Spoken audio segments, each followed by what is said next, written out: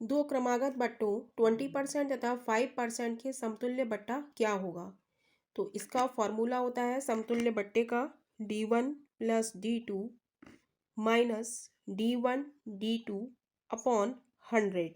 तो 20 D1 की जगह हम लगा देंगे 20 प्लस D2 की जगह 5 माइनस 20 क्रॉस 5 अपॉन 100। तो 20 प्लस 5 हो जाएगा 25, एक ज़ीरो से एक ज़ीरो गया और माइनस 5 दूनी 10 बटा 10, ये 2 बचा और ये 5 5 10 बटा 10, तो ये हो गया 10 एकम 10, यानी कि 25 माइनस 1 इज इक्वल टू 24%। तो हमारा answer C is right option. Next question है, यदि a plus 1/a is equal to 3 हो तो a square plus 1/a square का मान है। तो इसके लिए पहले तो हम फॉर्मूला लगाएंगे कि a प्लस ए का whole square, a plus B का होल स्क्वायर का फॉर्मूला लगाएंगे। तो और फिर हम इसका a square plus 1/a square का मान निकालेंगे। तो चलिए पहले वैसे ही देख लेते हैं। a प्लस 1/a का whole square is equal to a square plus 1/a square plus 2a dot 1/a, क्योंकि a प्लस b का होल स्क्वायर क्या होता है, a square plus B square plus 2ab। तो वही हमने लगाया है।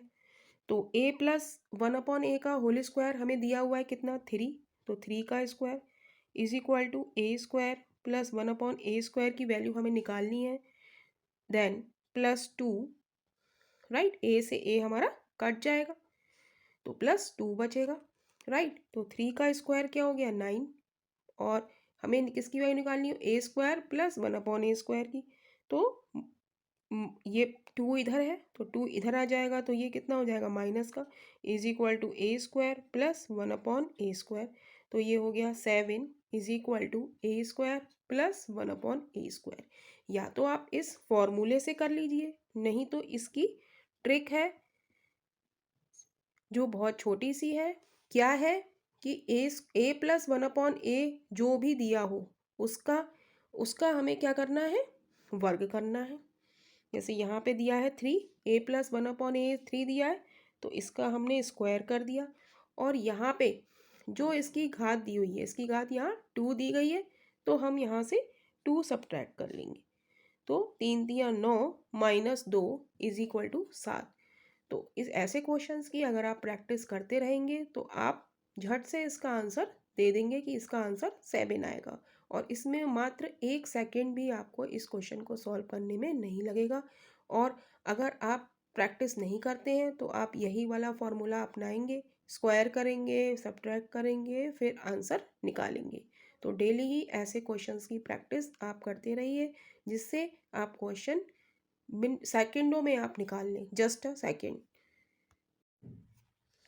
आज हम यूपी पुलिस कांस्टेबल 2024 मैथ का प्रैक्टिस सेट सॉल्व करेंगे। क्वेश्चन नंबर 1 देखेंगे, यदि a b का 2/3 और b c का 4/5 हो तो a ratio b ratio c क्या होगा। तो इसका सॉल्यूशन हम लोग लिखेंगे। सॉल्यूशन है इसका a b का 2/3, तो का मतलब क्या होता है, मल्टीप्लाई। तो हम इसे लिख सकते हैं a is equal to B. का मतलब क्या होता है, आपने छोटी क्लासों में भी पढ़ा होगा, का मतलब क्या होता है, मल्टीप्लाई, क्रॉस 2/3, राइट। तो इसको हम लिख सकते हैं a मल्टीप्लाई में b है तो b नीचे आ जाएगा, a/b इज इक्वल टू 2/3। ऐसे ही b is equal to c, का मतलब क्या होता है, मल्टीप्लाई, 4/5 लिख सकते हैं। तो यहाँ से c भी मल्टीप्लाई में है तो हम लिख सकते हैं b/c इज इक्वल टू 4/5। यानी कि हमें a रेशियो b और b रेशियो c हमें पता है, और हमसे पूछा है a ratio b ratio c क्या होगा। तो हम लिख देंगे a ratio b ratio c। a ratio b हमें कितना दिया है, 2:3, और b रेशियो c हमारा कितना आया है, 4:5। तो हम इस तरीके से लिखेंगे, राइट। a रेशियो b के नीचे a रेशियो b और b रेशियो c के नीचे दूसरी लाइन में हम लिखेंगे 4:5। अब हम क्या करेंगे, ये रेशियो का साइन लगाएंगे, अनुपात का साइन, जिसे हिंदी में अनुपात कहते हैं हम। और अब क्या करेंगे, यहाँ पे तो कुछ नहीं है और यहाँ पे भी कुछ नहीं है, तो इसके ये जो डिजिट है ये यहाँ आ जाएगी 7 वाली, और इसके इस लाइन में 7 वाली कौन सी है 4, तो यहाँ 4 आ जाएगी। तो यहाँ पे इसके पास वाली कौन सी है 3, तो यहाँ 3 लिख दें, और यहाँ पे इसके पास वाली 4 है तो यहाँ 4। अब हम क्या करेंगे, अब हम इसका मल्टीप्लाई करेंगे। 4 दूनी 8 रेशियो 4 तियाँ 12 रेशियो 5 तियाँ 15। तो यही इस क्वेश्चन का आंसर है। नेक्स्ट क्वेश्चन देखेंगे, ए एक काम को 20 दिन में कर सकता है और बी उसी काम को 30 दिन में पूरा कर सकता है, तो दोनों मिलकर उस कार्य को कितने दिन में पूरा करेंगे। तो इसका सॉल्यूशन हम लोग लिखेंगे ए एक काम करता है 20 दिन में और बी उसी काम को करता है 30 दिन में। तो कह रहा है दोनों मिलकर उस काम को कितने दिन में पूरा करेंगे, दोनों मिलकर करेंगे तो हम इसका एलसीएम निकाल लें। 20 और 30 का जब हम एलसीएम निकालेंगे तो वो कितना आएगा 60 आएगा। तो 20 दिन का इनका काम, ठीक है। तो फिर अब हम निकालेंगे कि इनका एक दिन का काम, तो 20 तियाँ 60 और 30 दूनी 60। बी का एक दिन का कार्य क्या आ गया 2। तो इन दोनों को हम प्लस कर देंगे क्योंकि दोनों का कार्य पूछा है, दोनों मिलकर उस काम को कितने दिन में पूरा करेंगे। तो जो ये इसका टोटल वर्क आया है 60, इसको हम 5 से डिवाइड कर देंगे। जब 5 से डिवाइड करेंगे 5 एकम 5 5 दूनी 10, यानी कि 12 दिन में वो कार्य पूरा करेंगे, कार्य पूरा करेंगे। ए का एक दिन का कार्य 20, बी का एक दिन का कार्य 30, दोनों का एलसीएम लिया, एक दिन का वर्क निकाला, 20 तियाँ 60 30 दूनी 60। टोटल वर्क को हम इससे डिवाइड कर देंगे, दोनों दोनों मिलकर कार्य कर रहे हैं इसलिए दोनों को ऐड कर दिया, 5 आ गया, 5 एकम 5 5 दूनी 10, यानी कि 12 डेज। नेक्स्ट क्वेश्चन देखेंगे, 200 मीटर लंबी ट्रेन 36 किलोमीटर पर घंटा की हावर की रफ्तार से चलकर एक पुल को पार करने में 55 सेकंड लेती है, तो पुल की लंबाई बताइए। तो सॉल्यूशन में हम मान लेते हैं पुल की लंबाई बराबर x, और ट्रेन की लंबाई कितनी है हमारी, ट्रेन की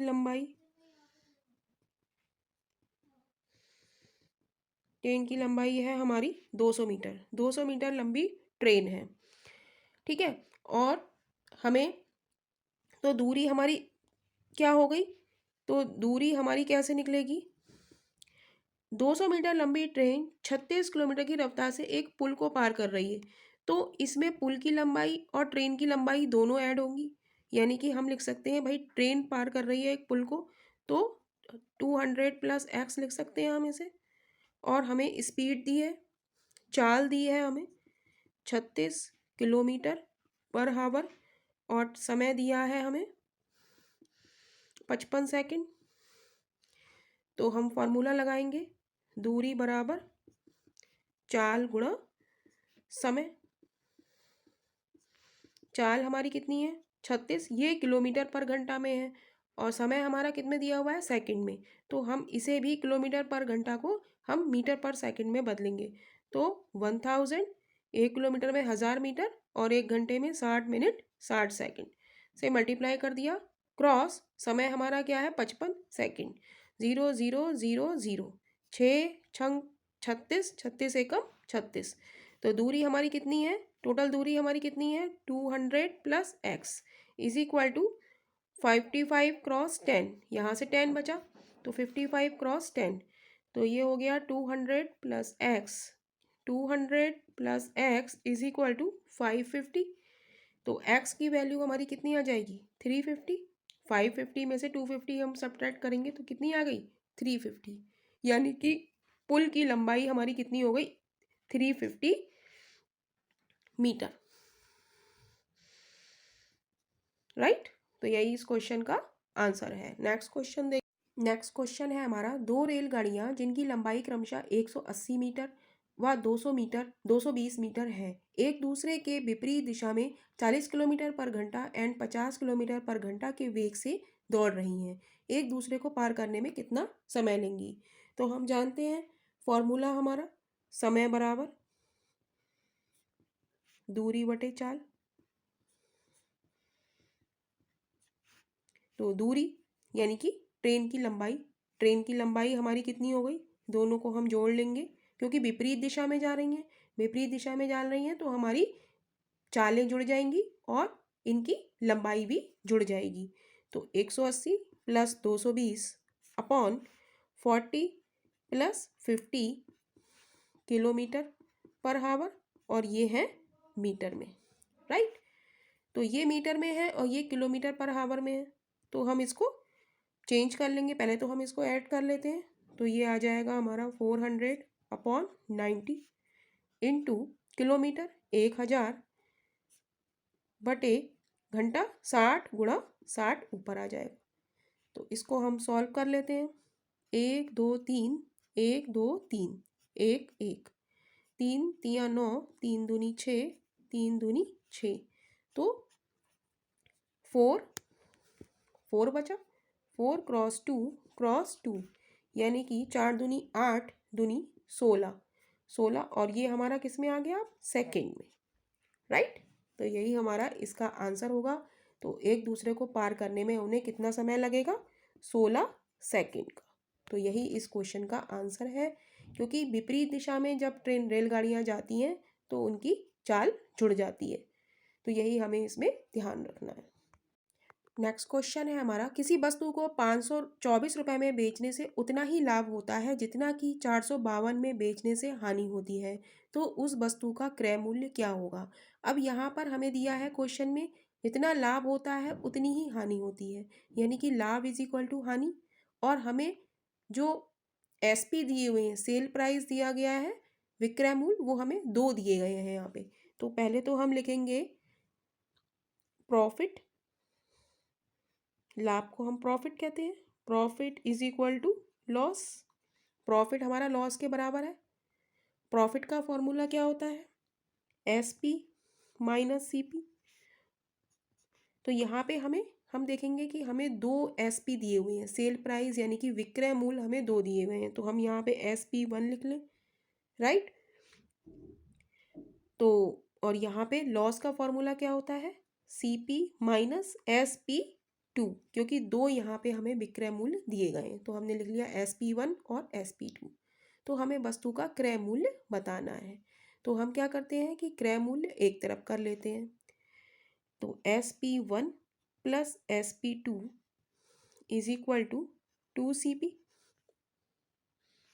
राइट। तो SP1 हमारा कितना है, इतने में हमने बेचा उतना ही लाभ होता है, तो 524 प्लस ये कितना है, इतने रुपए में बेचा है, बेचने वाला क्या होता है हमारा सेल प्राइस, तो ये हो गया 452 इज इक्वल टू 2CP। तो इसको ऐड कर लेंगे, 4 और 2 6, 5 और 2 7, 5 4 9, यानी कि इज इक्वल टू 2CP। तो यहाँ से हम CP की वैल्यू निकालेंगे, 2 मल्टीप्लाई में है तो नीचे आ जाएगा 976 upon 2 is equal to CP। जब इसको डिवाइड करेंगे 2 से, 2 चौका 8, 1 बचा 2 अट्ठे 16, 1 बचा 2 अट्ठे 16, यानी कि 488 रुपये हमारा क्या आ जाता है, CP। 488 रुपये हमारा क्या आ गया, CP, यानी कि क्रय मूल्य। जब प्रॉफिट और लॉस बराबर होता है तो हम इस तरीके से लिखेंगे, profit is equal to loss, और प्रॉफिट का फॉर्मूला लगा देंगे SP1 माइनस CP और CP माइनस SP। यहाँ पे हमें सेल प्राइस 2 दिए गए हैं और क्रय मूल्य हमसे पूछा है, तो हमने SP1 कर दिया और दूसरी तरफ हमने लॉस को SP2 कर दिया। SP1 और SP2 को हमने जोड़ लिया, इधर माइनस का है इधर आके प्लस का हो गया, माइनस का CP इधर जाएगा तो 2CP हो गया। तो इसको सॉल्व कर लिया तो क्रय मूल्य की वैल्यू आ गई। नेक्स्ट क्वेश्चन हम लोग देखेंगे, किसी परीक्षा में 120 प्रत्याशियों द्वारा प्राप्त अंकों का औसत 35 है, उत्तीर्ण प्रत्याशियों द्वारा प्राप्त अंकों का औसत 39 है और अनुत्तीर्ण प्रत्याशियों द्वारा प्राप्त अंकों का औसत 15 है। परीक्षा में उत्तीर्ण प्रत्याशियों की संख्या कितनी है। तो इस क्वेश्चन को हम मिश्रण के नियम से करेंगे, क्योंकि देखिए एक तरफ इसमें क्या दिया है, उत्तीर्ण प्रत्याशी दिए हैं हमें और एक अनुत्तीर्ण, यानी कि उत्तीर्ण यानी कि जो पास है और अनुत्तीर्ण यानी कि जो फेल हैं। तो एक तरफ हम लिख लेंगे उत्तीर्ण और दूसरी तरफ लिख लेंगे हम अनुत्तीर्ण, ठीक है। तो इस क्वेश्चंस को हम मिश्रण के नियम से करेंगे, क्योंकि इसमें उत्तीर्ण प्रत्याशी कितने हैं हमारे, तो बहुत आसान तरीके से हो जाएगा। उत्तीर्ण हमारे कितने हैं, 30, उत्तीर्ण प्रत्याशियों की संख्या औसत कितना है 39, और अनुत्तीर्ण का औसत कितना है 15। तो एक तरफ हम लिख लेंगे अनुत्तीर्ण के नीचे अनुत्तीर्ण। और 120 प्रत्याशियों द्वारा टोटल जो 120 प्रत्याशी है उनका औसत हमें कितने दिया है टोटल 35, राइट। तो अब हम क्या करेंगे, 35 में से 15 को हम सब्ट्रैक्ट करेंगे तो क्या आएगा 20। 39 में से 35 को सब्ट्रैक्ट करेंगे तो क्या आएगा 4। 4 से कट कर देंगे, 4 1 जा 4, 4 5 जा 20, यानी कि 5:1 आ गया। तो टोटल हमारे कितने होगा 6। अब पूछा इसमें कितना है, क्या है, उत्तीर्ण प्रत्याशियों का पूछा है। तो 6 में हमारे उत्तीर्ण कितने आ गए, उत्तीर्ण के नीचे उत्तीर्ण वाला है 5, तो 6 में हमारे कितने पास है 5, और टोटल प्रत्याशी हमारे कितने हैं 120। तो 6 दूनी 12, 0, यानी कि 5 क्रॉस 20, यानी कि 100। तो ये आ गया हमारे उत्तीर्ण प्रत्याशी जो कि हमसे क्वेश्चन में पूछा है। तो एक बार फिर हम देख लेते हैं इस क्वेश्चन को कि हमें उत्तीर्ण प्रत्याशियों का औसत दिया है और अनुत्तीर्ण का दिया है, और टोटल जो परीक्षा में बच्चे बैठ रहे हैं 120 उनका औसत हमें दिया है। तो टोटल जो औसत है वो हमने बीच में लिख लिया, उत्तीर्ण के नीचे उत्तीर्ण, अनुत्तीर्ण के नीचे अनुत्तीर्ण। 35 में से हमने 15 को सब्ट्रैक्ट घटाया तो 20 आया, 39 में से 35 को घटाया तो 4 आया। अब 4 से हमने इसे सिंप्लीफाई कर लिया, सरलीकरण कर लिया, 4 एकम 4, 4 पंजे 20, तो 5:1 आ गया, राइट। तो 6 टोटल कितने हो गए विद्यार्थी 6। 6 में हमारे पूछा क्या है पास का, तो 6 में हमारे पास कितने हुए हैं, ये पास वाले हैं, उत्तीर्ण वाले हैं। तो उत्तीर्ण वाले हमें देखने हैं, पास कितने उत्तीर्ण कितने हुए हैं 5, तो 6 में कितने उत्तीर्ण हुए हैं 5, और टोटल हमारे विद्यार्थी कितने हैं 120। तो 5 से हमने 6 से कट कर दिया, 6 दूनी 12, 0, यानी 5 क्रॉस 20 तो 100। तो उत्तीर्ण प्रत्याशियों की संख्या हमारी कितनी आ गई 100। नेक्स्ट क्वेश्चन हम लोग देखेंगे, दो संख्याओं के बीच 5:4 का अनुपात है, यदि पहली के 40% का मान 20 हो तो दूसरी संख्या कितनी होगी। तो हम देखते हैं अनुपात क्या दिया है हमें 5:, दो संख्याओं का अनुपात हमें क्या दिया है 5:4। तो हम मान लें, माना संख्याएं 5x और 4x है, अनुपात में दी है तो हम x लगा लेंगे इसके साथ, ठीक है। तो कह रहे हैं पहली संख्या के 40%, तो पहली संख्या हमारी कौन सी है 5x। तो 5x का 40% क्या होता है, परसेंट का साइन हटा के हम 100 से भाग दे देते हैं, का मान कितना है इज इक्वल टू 12। ये कितना दिया है 12 दिया है। अब हम इसको कट कर लेते हैं, 0 से 0 उड़ाया, 4 तियाँ 12, ठीक है, 5 दूनी 10, तो बचा x/2 इज इक्वल टू 3, यानी कि x, और ये मल्टीप्लाई में चला जाएगा, नीचे है तो कैंची की मल्टीप्लाई हो जाएगी, तो 2 तियाँ 6 हो जाएगा, यानी कि x की वैल्यू हमारी कितनी आ गई 6। तो हमारी संख्या कितनी हो गई, दूसरी संख्या हम निकालें, पहली तो हमारी आ गई, पहली संख्या हमारी आ गई 5x है, तो 5 को हम 6 से गुणा कर दें तो 30 आ गया। दूसरी संख्या हमारी क्या है, दूसरी संख्या हमारी है 4x, तो 4 को हम 6 से मल्टीप्लाई करेंगे तो ये क्या आया 24। अब ये कह रहा है कि दूसरी संख्या का, अब जो दूसरी संख्या हमारी 24 आई है इसका 50% कितना होगा। तो 24 का 50%, परसेंट का साइन हटा के हम नीचे 100 से भाग कर देते हैं, 50 दूनी 100, अब 2 से काटा, 2 एकम 2, 2 दूनी 4, यानी कि क्या आ गया हमारा आंसर 12, यानी कि दूसरी संख्या के 50% हमारा कितना होगा 12। तो यही हमारा इस क्वेश्चन का आंसर है। तो दो संख्याएं हमने मान ली, अनुपात में है 5:4, तो 5x और 4x मान लिया। अब कह रहा है वो पहली संख्या का 40% का मान 12 हो, तो पहली संख्या हमारी कौन सी है 5x है, तो 5x का 40% क्या हो गया 40, 5x क्रॉस 40 अपॉन परसेंट का साइन लगाए, परसेंट का साइन हटा के हम 100 से डिवाइड कर देते हैं, इज इक्वल टू 12। अब काट लिया हमने तो x की वैल्यू हमारी कितनी आ गई 6 आ गई। तो पहली संख्या हमारी क्या है 5x है, तो x से मल्टीप्लाई कर दिया तो 30 आ गई। लेकिन ये कह रहा है कि दूसरी संख्या का पूछ रहा है ये हमसे, तो हम दूसरी संख्या का निकालेंगे। दूसरी संख्या हमारी कौन सी है 4x है, तो x की पहली जो वैल्यू हमने निकाली है उससे हमने मल्टीप्लाई कर दिया तो 24 आ गया। अब कह रहा है कि दूसरी संख्या जो 24 आई है ना, ये इसका 50%, तो 24 और उसका 50% क्या होगा 50, और परसेंट का साइन हटा के हम 100 से डिवाइड कर देंगे और फिर कट कर लेंगे, तो आंसर हमारा क्या आ जाएगा 12 आ जाएगा। तो यही इस क्वेश्चन का आंसर है। नेक्स्ट क्वेश्चन है हमारा 6400 रुपये का 2 वर्षों का 7.5% प्रति वर्ष की दर पर चक्रवृद्धि ब्याज कितने रुपए होगा। तो चक्रवृद्धि ब्याज का क्वेश्चन है ये। तो इसमें हम पहले 7.5 जो हमें दर दी हुई है उसको हम ठीक से लिख लेते हैं। तो 7 दूनी 14 और एक 15/2, तो इसको हम लिख सकते हैं 15/2%, राइट। अब इस क्वेश्चन को हम कैसे करेंगे, 6400 रुपये का 2 वर्षों का पूछा है, तो हम लिखेंगे 6400 रुपये का 1 वर्ष का ब्याज। 1 वर्ष का ब्याज, तो हम एक लाइन खींचेंगे, ठीक है। और फिर सेकेंड वर्ष का हम लिखेंगे, सेकेंड वर्ष के लिए हम 2 लाइनें खींचेंगे, राइट। अब 6400 का हम 15/2% निकालेंगे, तो हम अलग से निकाल लेते हैं। 6400 का 15/2% बटे 100 करेंगे, परसेंटेज का साइन हटा के, तो 0 से तो 0 गया, 2 तियाँ 6, 2 दूनी 4, यानी कि 32 की 2 तियाँ 6, 2 दूनी 4, 32 क्रॉस 15, तो ये कितना आ गया हमारा, ये आ गया 15 दूनी 30 और 15 तियाँ 45, 6 43 48, यानी कि ये हमारा 1 वर्ष का जो आ गया वो आ गया हमारा 480। तो अब हम क्या करेंगे, इस 480 को यहीं पे 480 जस्ट ऐसे ही लिखा रहने देंगे। और अब इसका 480 का हम 15/2% निकालेंगे।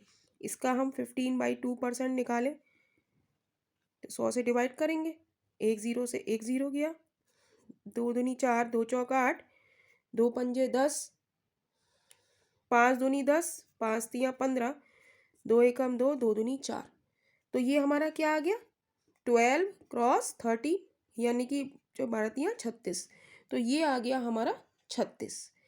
अब हम क्या करेंगे कि इन सबको हम ऐड कर लेंगे, तो यही हमारा चक्रवृद्धि ब्याज आ जाएगा। इन तीनों को हम क्या कर लेंगे, ऐड कर लेंगे, तो ये कितना आ जाएगा हमारा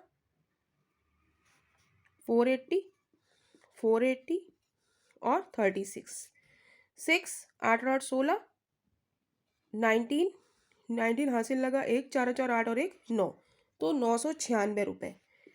तो चक्रवृद्धि ब्याज हमारा कितना आ जाएगा, हम लिख देंगे चक्रवृद्धि ब्याज इज इक्वल टू 996 रुपये। तो चक्रवृद्धि ब्याज के क्वेश्चन को हम इस विधि से करेंगे तो बहुत ही आसानी से आंसर इसका आ जाएगा। तो क्या करा हमने, 6400 रुपये का 1 वर्ष का ब्याज निकाला, तो हमने दर को रुपए से डिवाइड कर दिया। भाई 6400 क्रॉस 15/2 करा और परसेंटेज का साइन हटा के हमने 100 से डिवाइड कर दिया, तो हमारा कितना आया 480। तो सेकेंड वर्ष में जो हमने 2 लाइनें खींची थी, तो पहले वर्ष में तो 480 ही रहेगा, और दूसरे वर्ष का निकालने के लिए हम इस 480 का 15/2% निकालेंगे। तो जो हमने करा है यहाँ पे, तो ये आ गया हमारा 36। अब ये जो आ गया ये हमारा क्या है, चक्रवृद्धि ब्याज, इसको हमने ऐड कर लिया, तो चक्रवृद्धि ब्याज हमारा कितना आ गया 996 रुपीज़। तो यही इस क्वेश्चन का आंसर है, और ये बहुत ही अच्छी ट्रिक है, इसको ज़रूर अपनाइएगा।